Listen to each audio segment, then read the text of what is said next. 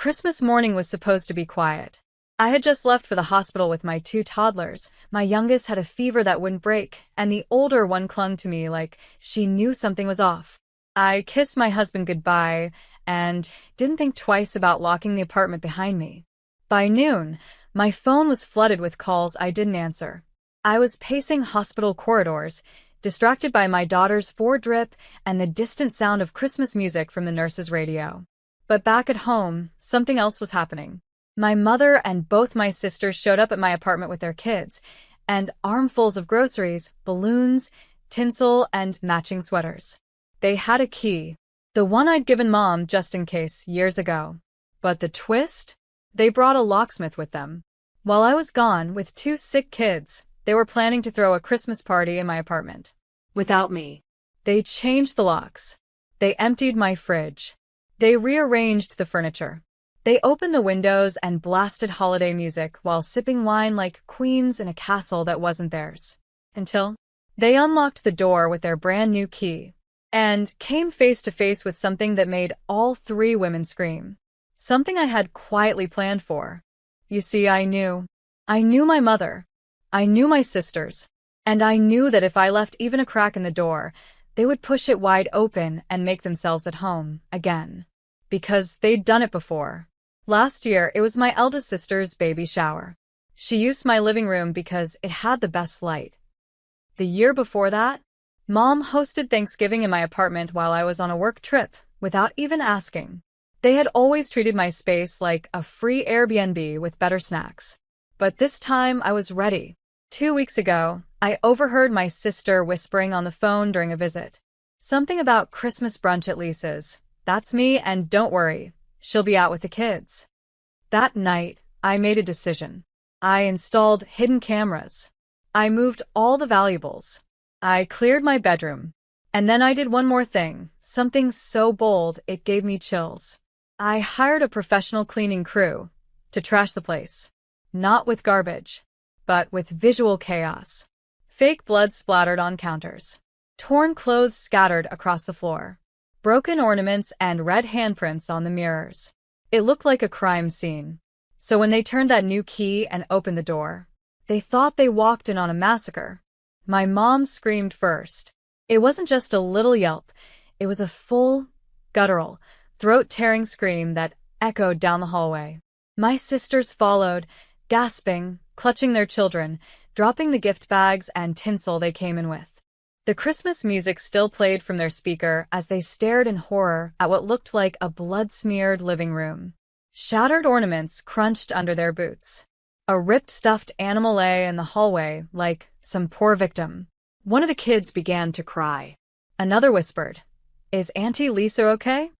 They didn't call the police. They called me. 20 missed calls. Then 20 more. All from Mom and my sisters, alternating between frantic voicemails and panicked texts. "Lisa, are you okay? Why is your place destroyed? Where are you?" But I didn't answer. Not right away. I was at the hospital, feeding my toddler soup and calmly listening to the phone buzz nonstop in my purse. It buzzed, and buzzed, and buzzed. Then came the last message. "We changed the locks for nothing.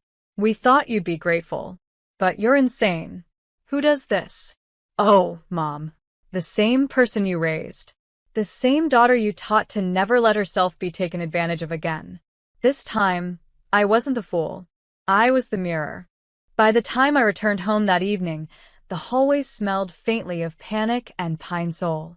The scene had been scrubbed, not by professionals, but by them.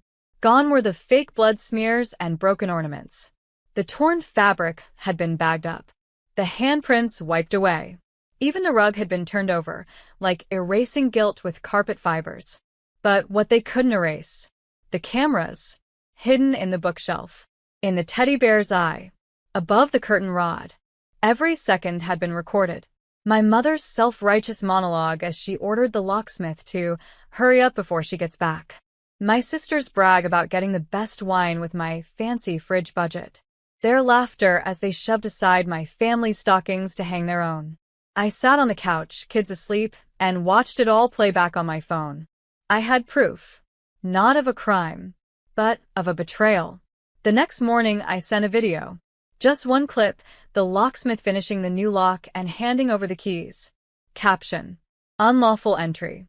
Your Christmas surprise? A legal one. Check your inbox. Then I sent the footage to our landlord. Because here's the thing, I don't need revenge that shouts. I need revenge that evicts. The fallout came faster than I expected. At 9:07 a.m., my phone rang. It was my landlord's assistant. Her tone was curt, legal. We received disturbing footage regarding unauthorized entry into your unit. Are you safe? Yes, I said calmly. But I'd like to press for trespassing and lock tampering. She didn't even hesitate. Understood. You'll be contacted by legal. The tenants in the video will be banned from the property effective immediately. By 10:12 a.m., I received a flurry of messages from Mom. You're overreacting. We just wanted to make Christmas special. This is going to tear the family apart. Then finally, you've always been dramatic. You'll regret this. That's when I knew I was doing the right thing. For years, my family used guilt as a leash. Don't be selfish. You owe us. We're blood. You can't turn your back. But they never thought about what they owed me. Respect. Boundaries. Consent. I used to shrink at the thought of confronting them. I'd imagine my mom's disappointed face, my sister's mocking whispers. But now, I wasn't shrinking. I was standing. And their outrage wasn't a storm to fear. It was proof that their grip on me was breaking. The locks were changed once. But this time, so was I. The restraining order hearing was quiet. Mom didn't show. Neither did my sisters. Just their lawyer, fidgety, defensive, trying to downplay the footage as a misunderstanding and frame their Christmas invasion as a well-meaning surprise gone wrong. But the judge didn't blink. He watched the video in silence, pausing only once, when my sister kicked aside my son's drawing taped to the wall. The judge rewound that moment, played it again, let it linger in the room like smoke. Then he looked at me. You have children? Yes, Your Honor. And they live in this home? Yes. His gavel came down like a final note. Temporary restraining order granted. 30 days minimum. You may file for an extension. That was it. No shouting. No drama. Just a cold, clean line drawn in law. I walked out of that courthouse lighter than I'd felt in years. No more silent suffering. No more pretending things were okay to keep the peace. I wasn't doing this to punish them, not really. I was doing this to protect what I built. Later that evening, my son crawled into my lap with a candy cane and asked, "Are we safe now?" I hugged him tight and whispered, "Not just safe, baby. Free." The 30-day order was just the beginning. Because by the time the paperwork reached my mother, my landlord had already removed their names from the building access list. Their duplicate keys were void. The lobby camera alerts were set to notify me and the front desk if they even stepped inside the building. My mother tried calling. 27 missed calls. Then came the texts. "So you're really doing this? After everything we've done for you? You're choosing outsiders over your own blood?" I stared at the last one for a long time. My fingers hovered over the screen. And then I typed, "I'm choosing my children over chaos." Send. I didn't hear back after that. But that silence? It wasn't empty. It was peaceful. I focused on rebuilding the kind of holiday I never had as a kid. We made cocoa bombs, watched cheesy movies, built gingerbread houses that looked like they survived earthquakes, and laughed about it. The kids didn't miss the noise, the drama, or the toxic traditions. Neither did I. Every day that passed, I felt more grounded, more whole, not just because I won something, but because I reclaimed something. My home, my voice, my right to decide who gets to be part of my peace. And they weren't on that list anymore. New Year's Eve arrived like a quiet apology. No fireworks, no parties. Just calm, warmth. My kids in fuzzy socks, dancing in the living room. A casserole baking in the oven. And a playlist of old songs that didn't remind me of pain anymore. At 11:53 p.m., I lit a single candle on the kitchen counter. Not for celebration, but for closure. I pulled out a sealed envelope from the drawer. Inside was a letter I had written weeks ago. Not to my mother. Not to my sisters. To myself. The woman I used to be, scared, accommodating, constantly shrinking to fit their version of family. And the woman I had become, steady, fierce, free. I read it in silence, then folded it up and placed it next to the candle.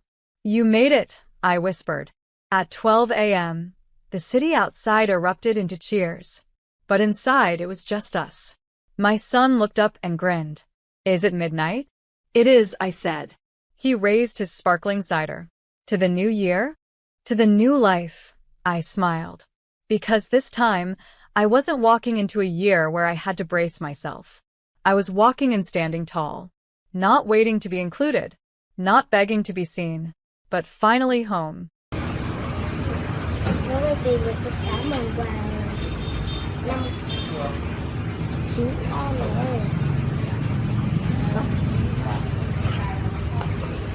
Đó. Đó. Đó.